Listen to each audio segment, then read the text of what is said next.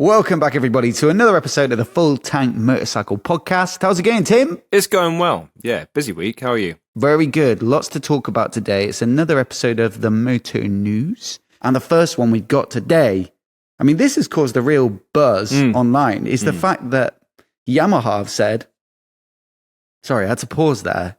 It looked like I was about to cry, but it was just swallowing, that they're not going to continue the R1, which is a big story. The idea is that they haven't said they're going to phase it out or anything, but they've said that they won't be updating the engine to meet the latest, I think it's Euro 5 plus emissions regulations. And we all know what that means, don't we, mate? Yeah, it's kind of the death knell, isn't it? It's we're not going to make a consumer version of it anymore. It doesn't take a high-level detective to read between the lines there. It means the R1 will be gone. The R1M, which is the more fancy pants version, I think they're around the 20 grand mark. 18, I think, for the R1 or something, 22, if my recent videos and research serve me correctly. But it definitely has caused a big, I don't know, well, clear upset. Yeah, I mean, you were nearly in tears describing just it. Then. It's it's a weird one. It's one of those stories that actually I heard outside of you mentioning it as well in other news reports, which must mean that it is in the kind of general conversation. What normally motorcycle news stuff is just me WhatsApping you, is it? Yeah, most of my motorcycle news comes from you. Yeah, you've got your finger on the pulse. But when it's it's other biking friends of mine being like, "Oh my god, they're finishing the R1," none of which, by the way, own an R1 or have ever owned an R1, but it's one of those bikes. I think that's the problem. Yeah, and I think that's what I said to them was it mustn't be selling. I mean, for them not to continue it must mean that it's not really pulling in the money for them. The fundamental issue, I think, with sports bikes is, they're expensive to make. There's lots of research that goes into them. They've got to have all the latest techie features to look desirable.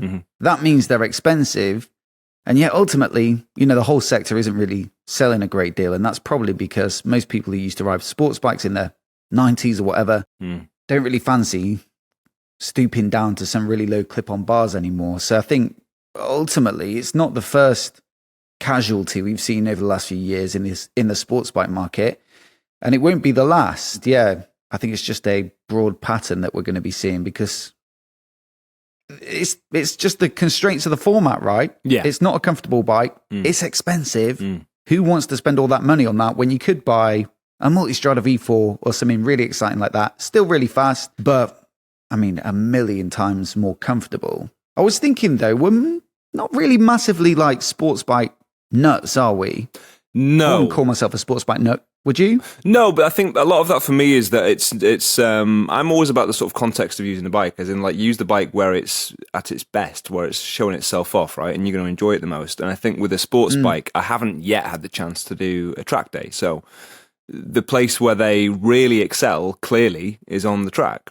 But on the road, if it was a choice or a toss-up between here's some keys to, a sports bike, like you say, clip-ons, lean forward, or here's the naked equivalent, right?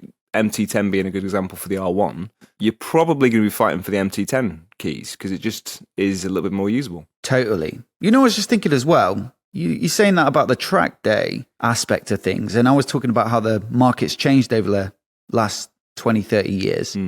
It really made me think of the time at the London Motorcycle Show. So that was the last episode, a couple of weeks back, when we were walking around the Honda stand, which wasn't a full Honda stand, but just a history of the Fireblade. And they had Fireblades from however many years it's been produced, 30 odd, isn't it, or something? Yeah. And comparing a 90s Fireblade when they were around the 140 or 50 horsepower mark to the modern day where it's 210 or something like that. Even on the track, there are probably very few people who can get the most out of it now or who it feels like appropriate for, because these bikes as well, the R1s, the R1M, are also over 200 horsepower. So it's like even that appeal might have gone. And I've experienced that, mate, as a very, very average to below average track rider. I went out on the BMW trip last year with the S1000RR at Jerez. I think I said that right. And it's just not even touching the sides. I have more fun on a Ninja 650 or something like that on a different track day I've been on. And so I think even maybe that aspect isn't that appealing anymore.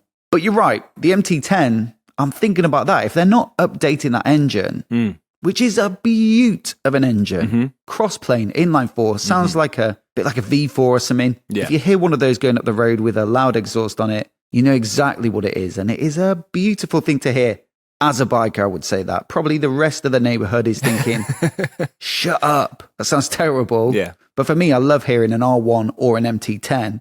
But if they're not updating the engine for the R1, it probably doesn't look that good for the MT10 either. It is a different tune. It is a different tune, yeah. And they can sort of, they've done very clever things in the past where they'll just refine it, they'll do some trickery, normally with the catalytic converter as well to make it sort of meet standards. I guess it sort of depends on how well the MT10 stands up on its own and how well that one sells. Because if there's a huge market for the MT10, and actually as far as those like bigger, like over 1,000cc naked bikes go, I see more of them than I see of other equivalents, I would say. So maybe there's enough of a market for them to kind of tease that out a little bit more, hopefully, because it is a cool bike. Well, I mean, the MT10, they updated it a year or two back now, maybe a year. And so probably it's got a good few years left in it. And it does run at 160 something horsepower, I think. So maybe they can make it that much cleaner that it's not necessarily an issue.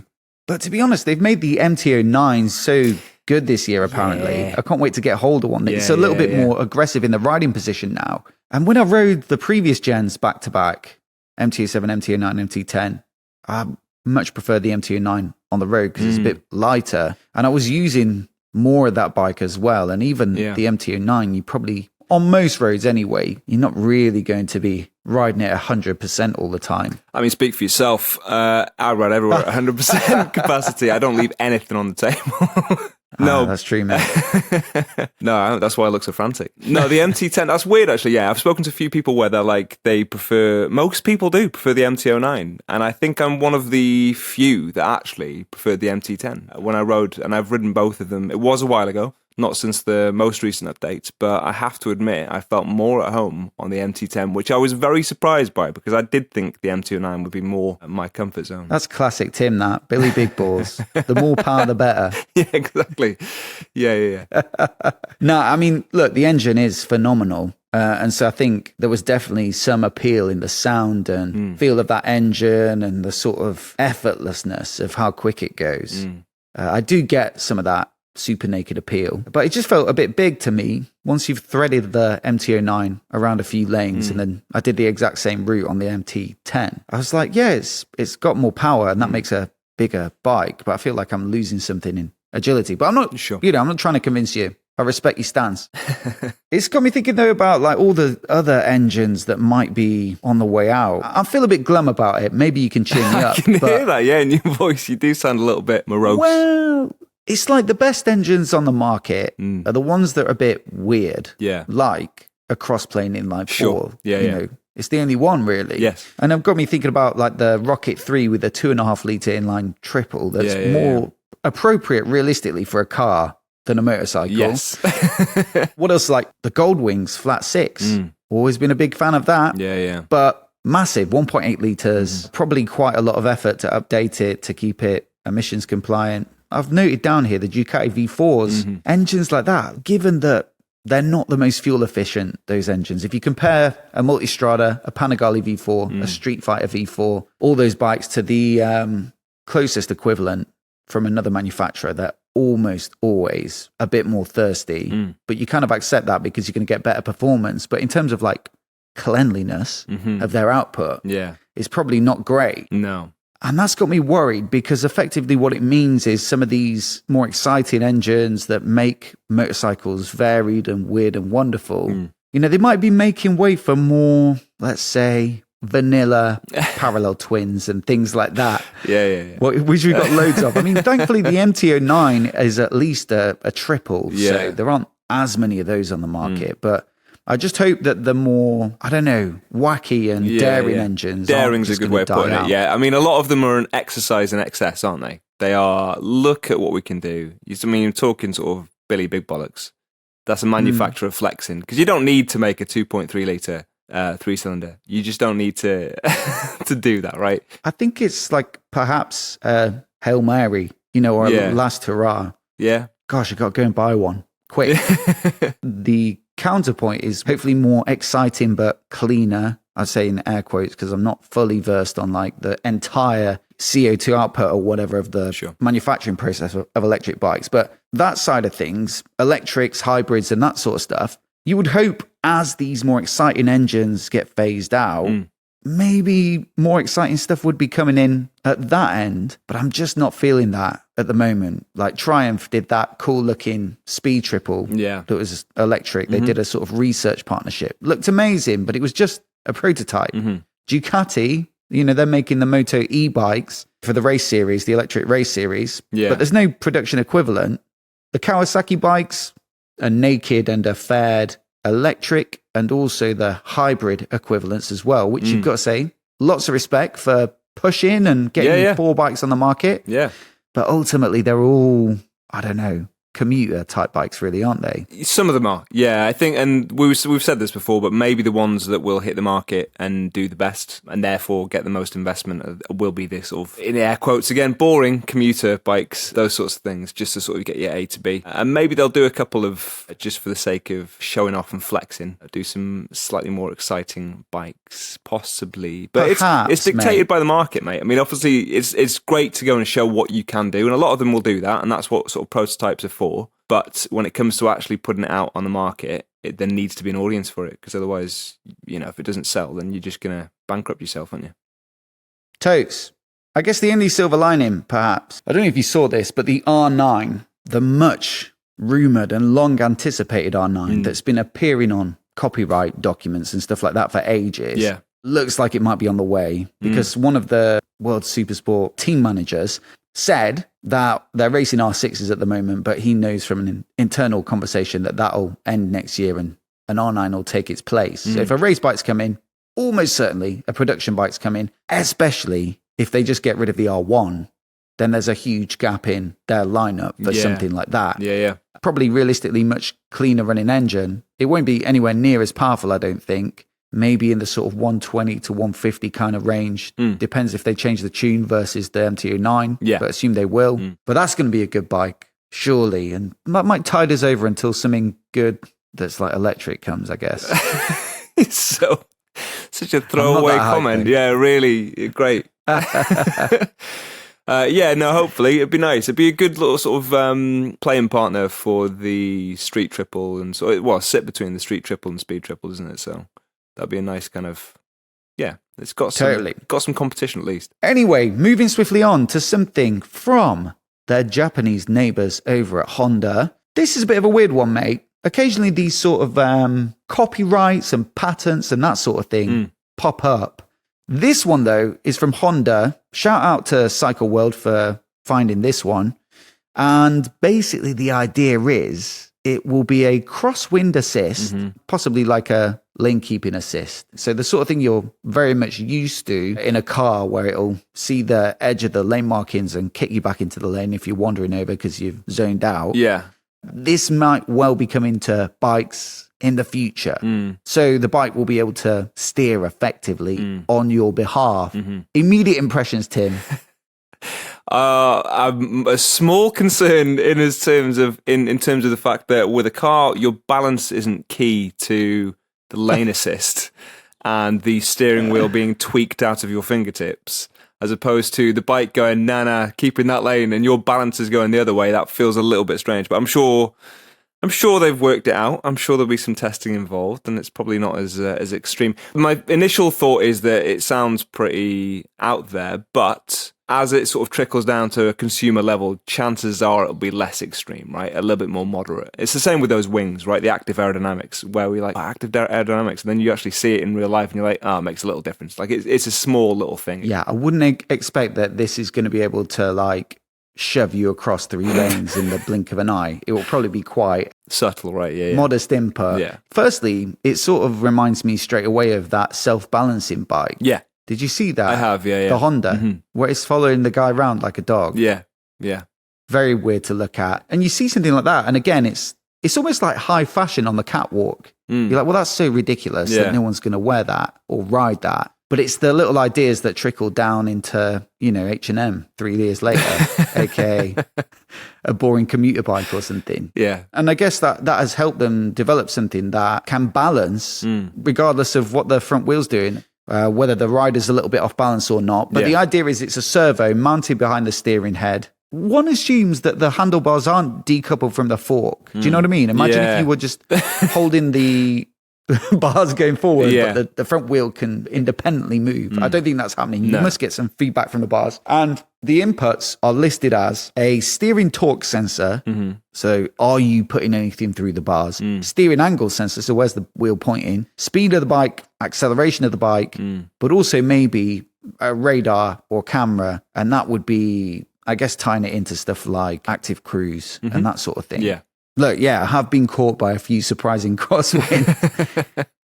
Things like, I was thinking, that huge bridge over the estuary from Bristol kind of area over to South Wales? You know the one? Yeah. Naturally, you're up in the air. It's an estuary. Do the maths. You're going to get some strong winds. Yeah. And you've got those huge concrete things where the suspension... Oh, my gosh. Science with Rob. Bridge engineering knowledge is poor. But where the cables come out, those big vertical concrete things, you're riding along, right? And you've got this severe side wind, so you're leaning into it a little bit. Yeah. And they're substantial, those supports, they're not just a couple meters wide. Sure. They're really quite big. Yeah. So when you ride past them, you get shelter from the wind for a second. Yeah.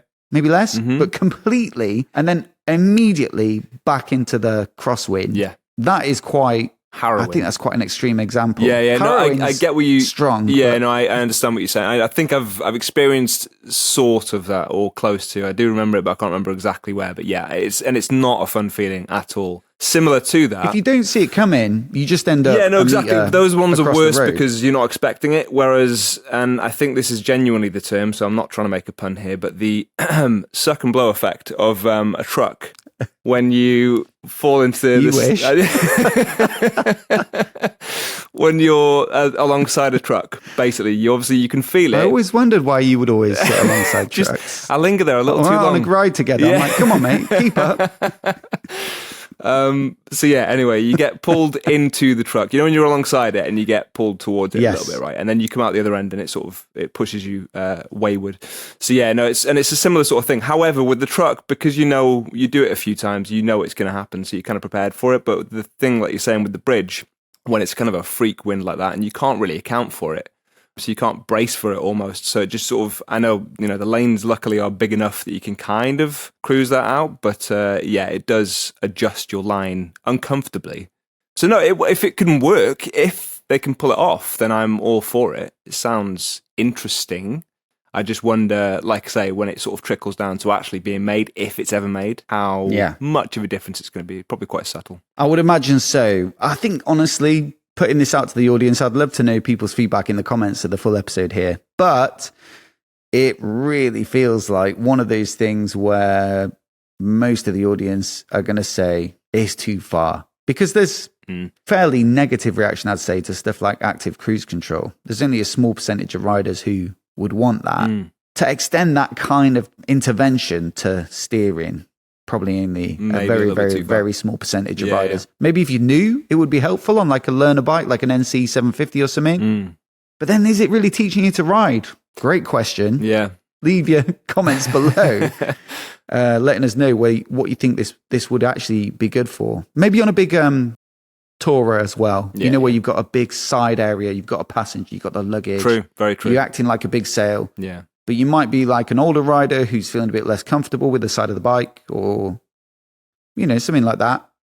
Maybe that would be good. But otherwise, I think most people would just rather get sucked and blown by the lorry. Next up, though, we've got a very interesting one. I think, especially on a personal level here, we've got the news that Brian Gillen, who's the sort of chief engineer or was at MV Agusta, is leaving for none other than Norton. I'd say these are the only two motorcycle factories we've been to Yeah, well, in it's each other's certainly company anyway. For me, yeah, they're the only two, yeah. And so that just felt like a very relevant story to us, because we also, when we went on the MV Agusta factory tour a couple of years back, I spent some time with Brian. In fact, he gave us the tour of the factory. Yeah. We spent a bit of time interviewing him as well about the new LXP Oriole adventure bike. It was called the Lucky Explorer 9.5 back then. Yeah. And it's just that's a big career change and an interesting move. Very. But I think just thinking back to that interview, he was really passionate about the bikes and the development of that bike. But also I was really appreciative of the time that he gave us. And he didn't really mind at all spending a good hour or two wandering around the factory and answering our questions, which I was very grateful for. He was a really good host. Yeah, thoroughly enjoyed that day. Really liked meeting him. He was clearly very intelligent, fascinating to talk to as well. And yeah, that is... He is, in my head, very inextricably sort of linked with that bike as well, yeah. And many of the other for sure. MV Agustas, but obviously, that's the one years. we spoke to him about, so Totally. I can't separate the two for that one. But no, that's really good. I mean, I would say that feels like a loss for MV and a gain for Norton, in my opinion. But then obviously we would say that because we liked him. But yeah, that's my first sort of take on it. I mean, almost certainly. I wonder if partly some of the cause might be the Piera Mobility Group taking a stake in MV Agusta. They're the KTM owners. I guess there's a change of approach when you get new owners in like that. So perhaps maybe that's partly to do with it. But also, the Norton setup now, as we saw firsthand, is really impressive. It's a modern factory. They've got big plans for it. And also, you've got to say the Norton brand, much like MV Agusta, has a huge history, and that must be quite alluring. But what I was thinking was interesting about the Norton experience, we didn't get the full factory tour. No. But what we did see of it, a kind of whip round in about 20 minutes or something, wasn't it? Was like this idea that they're really focusing on quality assurance and having QR codes on all of the components that go into each bike. And that means they're trackable back to an individual or a batch of metal or anything like that, so that if there are quality issues further down the line, they can trace them back to what was the problem that caused those. So it's real in-depth focus on upping the quality as well as the general facility looking pretty similar to other factories we've been to in terms of capability. I mean, we've only been to MV and Norton together, but of course I've seen some other factories. Like I went to the Ducati factory. I've had a look around the Triumph factory where they do still have a production line where they make some bikes. And it has to be said, the Norton factory was looking more in that ilk than what I've seen of their previous factory. Yeah. But still, even despite that kind of focus, I would say the more modern and performance-orientated bikes like the V4 Cafe Racer, they look fantastic, and they've really been giving them the promotional side of things. But I haven't seen any press bikes yet, and I'm not sure if they're being delivered to customers either. I believe there is some emphasis on delivering bikes that have already been ordered, like Commandos, that weren't delivered by the previous owners. I know there's a focus on making sure they get those bikes out. So that's part of the reason they haven't. So I think they're waiting to get around to building those, but almost certainly taking someone of Brian Gillen's experience, making artisan bikes, let's say, up in a similar sort of price point, performance focused, but also visually striking. And also they have to have that specialness to warrant the price in terms of the build quality, the materials, all that kind of thing. The exclusivity, all that. It just seems like a direct fit for their ambitions to build that kind of bike. Yeah. And so I think in summary, Tim, wholeheartedly agree. It just has to be a good move.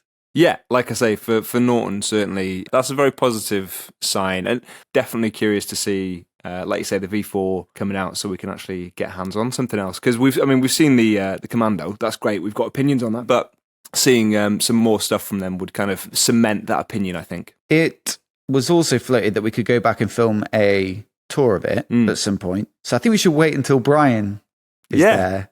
Yeah, that'd be then us to go and do that. That'd be really good, yeah. And request specifically that he gives us the tour. I'm sure he's very busy, but can we get him in, please? Yeah, we're very important. Yeah. And this will be a series of videos where we just tour motorcycle factories, but only if they're guided by Brian Gillen.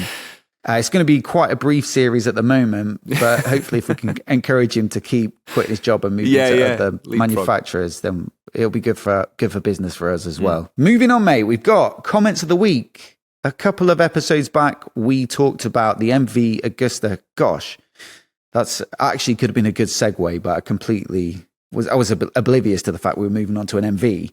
But yeah, we talked about the MV Super Veloce 1000 as being possibly a candidate for the best looking bike ever. It's up there for me, even though it is quite busy looking. Yeah, still. I wouldn't say it really was reflected in the comments on that video. Few people saying it's too busy, too much going on. Okay. And so I got a bunch of other recommendations out of the comments. Many thanks to everybody for your contributions.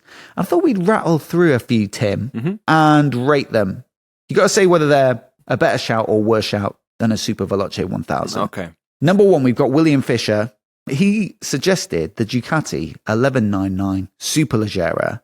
Yeah, so if you're wondering whether or not I think that's better or worse looking, that for me is better looking. I think that is one of my all-time favourites. I've got to say as well, as soon as I opened that and looked at it, I was like, yeah, hands down. Yeah. That is a winner, or it's got to be up there.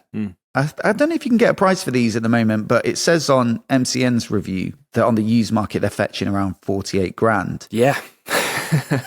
But it is a stunner, and so you can kind of see where your money's going there. Also from Crom One Hell, he suggested the 1198S course. Yeah. Not quite as good, I wouldn't say. No, the Superleggera is better for me. However, this is one of my favourite looking, sort of modern looking sports bike Ducatis. And it is one I've had in my, when you're going through Auto Trader when you've sold a bike and you're like, oh, what can I get? And I found a couple of these and I was like, oh, that's tempting. Not the course version. Surely that's got to be out of budget. Yeah, not so much that one. Just the 1198 in general. Just the 1198. Yeah, which I think in general looks really good. And actually, I think I prefer it just in this red colour, to be honest. But, either way, very pretty bike. But yeah, I'd say 1199 Superleggera edges that one for me, but still a good looking bike. Crom One Hell also suggested the Kawasaki H2 series, which I think is just, don't want to flavour your reaction to this one, Tim. That's preposterous to say. Preposterous is a really good word for that. Yeah, I think I had a slightly less strong reaction to it maybe than you, but yeah, I mean, nah. I want to be as polite as I possibly can, but not. The thing is with the H2s, they are striking. Yes. I get it. Yeah. Like, if you love really modern, yeah, especially like the H2R, there is something just sci-fi levels of wow factor on that bike. But compared to a Super Veloce, which, if you're saying the Super Veloce is quite busy, I don't think Crom One Hill said that, but some people did. Yeah. Like, this is even more busy. Yeah, busy to the nth degree. It's honestly, mate. I'm going to say, garish. It looks like it's sort of the sort of bike that maybe a 10-year-old might draw. Oh, you said you were going to not be too harsh. All right, I've gone back on it. I'm rescinding that. I'll take some fire in the comments. I don't mind. I think I do think it does make me sort of stop, and it is the sort of bike where you'd walk over to it because you're like, oh, that is kind of cool. But it's a bit try hard. It's just not as subtle as I would choose. Certainly not as the Ducatis. Does the Top Gun Association add anything for you in terms of not really curb appeal? Nah, it was out for a long while before that, and I already sort of formed my opinions before seeing it on Top Gun. So no. Some people occasionally comment on the channel when we're on together saying you look like Tom Cruise. So that happened. What a compliment. And I've been using my alias to type those comments, clearly. Appreciate it. Thank you very much. Okay, let's keep going, mate. We've got a few more to get through here. So R6YY says Ducati 900 SS in black and gold, sort of 70s bike, 70s, 80s. Stunning. Thoughts? Yeah. Many thoughts going through my head on this one. I think because this is the original, or one of the originals of that shape, I think it owns it better than the MV, because the MV in essence is sort of imitating that breed of bike, right? But with a modern take on it. I see what you're saying, like a modern take on a retro sports it'd be like bike. comparing an E-Type to a modern Jaguar or something. You know what I mean? Like you've taken the influence from it. You have to side with the original, or one of the originals. So probably the Ducati on this occasion. Very cool. I think I agree. R6YY also says Moto Guzzi V100 Mandello in the green sort of paint job, but also says his arrives on the 1st of March. So Yeah. You can't have self-noms because otherwise I'd be saying... Yeah, I'm nominating this bike because it's my bike. It's the... I mean, obviously... Best looking bike ever, mate. 2020 Triumph Tiger 800 XCA. Full luggage, crash bars. Yeah. You're entitled to think that, I think. And maybe someone will agree with you out there. Probably the same person that thinks I look like Tom Cruise. This is... I mean, I do like an MV. I do like a Moto Guzzi, sorry. And this is... did we mention this one? I feel like I definitely mentioned this one as one of my picks as well. Because it is... You may well have done. Eye-catching, yeah. It's a nice looking bike. Apex Radius and Graham Tricker both said the original Super Veloce 800, the Serie Oro, was better looking because maybe it was a bit more simple, cleaner lines. I actually think there's possibly a case for that. Apex Radius, MVF4. Do you like an MVF4? They had one parked at the factory, didn't they, in the lobby when we went to tour? Yeah, I do. It's definitely not the bike I would pick. You know, given the choice side by side, it isn't the look I would go for. But I definitely think it does look nice. It's very attractive as a bike, yeah. So the Super Veloce 1000 beats that. Still, Apex Radius also suggests the Moto Guzzi Le Mans, which is like a, classic. It looks like the recent Moto Guzzi V7 course, where they've tried to turn the V7 into a cafe racer style bike. Basically, yeah. And they've used pretty much the same paint job with the sort of flat line through it. Yeah. And it's got the red as well. But maybe this is, this set the standard maybe for that look of bike and that half-fed cafe kind of vibe. Yeah, I mean... But it is a beaut. It falls into the similar category as Black and Gold one. The 900 SS. I think because it was one of the originals, and I know they are very attractive. I've always thought they did look good, but I think the majority of the ones that I like are ones that have been tweaked and customized, dare I say, because that is a little sacrilegious when you talk about bikes that have pedigree and heritage. You can do what you want to bikes people care less about. That's one way you don't want to go too far, but I've seen quite a few at the Bike Shed show where... In my opinion, I just think they're done really well. As long as it's a high-end custom build and not just somebody's hacking at it in their garage, I think they look better as a custom. Oof. Yeah, maybe. I've been very impressed by those. I remember the exact ones you're talking about from the Bike Shed show a couple of years back. They did look really good, but I'd be happy with either, to be honest. Yeah. But I would say, again, because it's sort of an original, like you say, the precursor to some of these designs, I'll probably go with this one as well. Graham Tricker coming back in with the Bermotor DB7 and DB8. Any good sort of sports bike vibe, quite aggressive looking, angles down. Wouldn't say it's quite like a timeless design for me. No.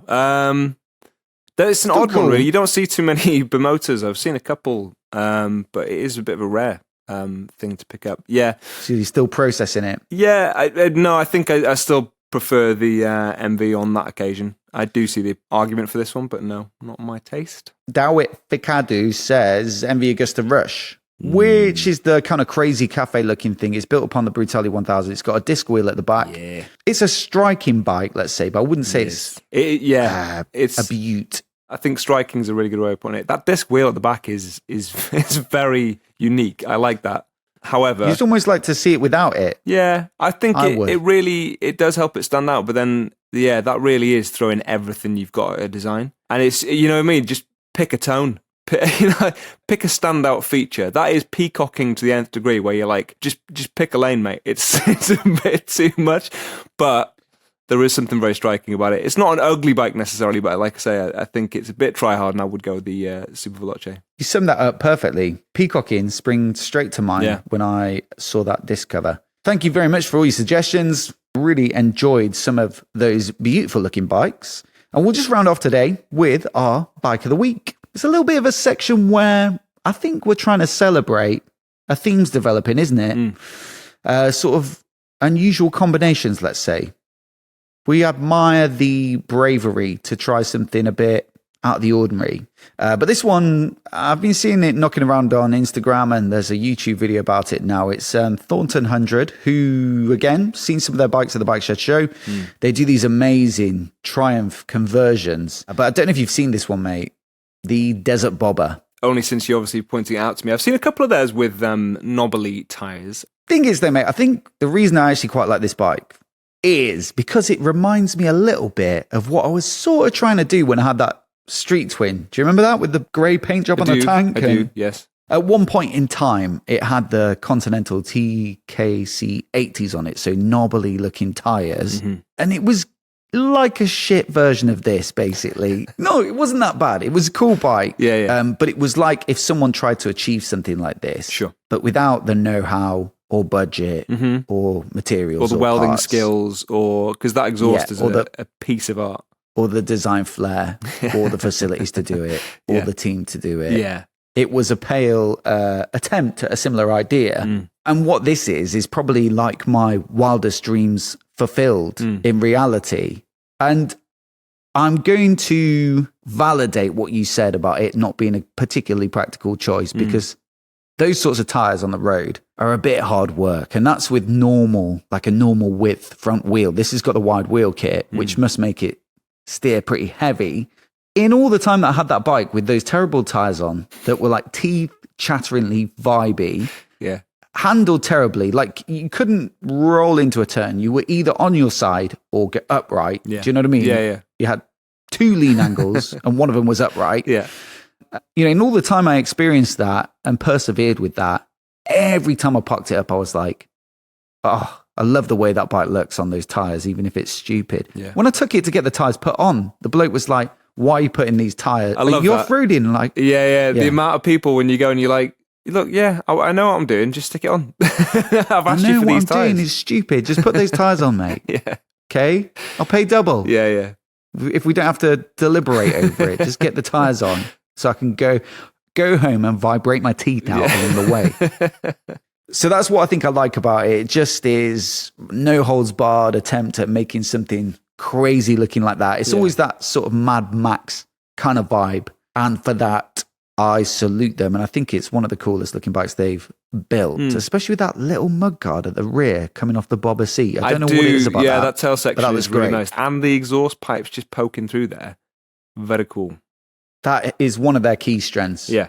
Making weird but beautiful looking exhaust routings. Almost to the point where they're doing crazy stuff just because they're showing off. But anyway, it really does set the bike off nicely. As always, we'd love to know what you think of it. Down in the comments, do let us know.